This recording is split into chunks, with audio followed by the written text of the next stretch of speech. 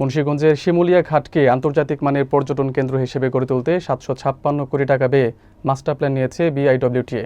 বিস্তারিত থাকছে রুবেল ইসলাম তাহমিদের প্রতিবেদনে।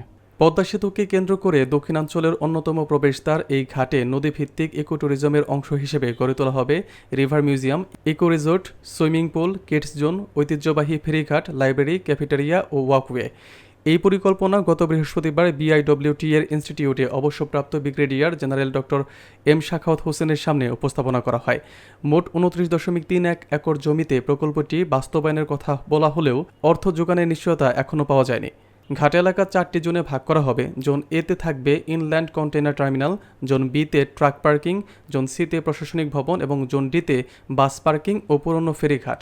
উপদেষ্টা জানান, স্থানীয় উদ্যোক্তারা আগ্রহ দেখালে জমি দেওয়া হতে পারে রাজস্ব আদায়ের শর্তে।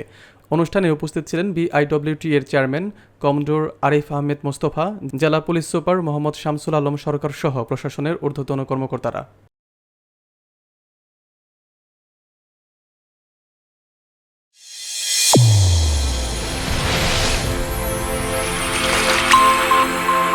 চ্যানেল A1 হৃদয়ের স্পন্দন।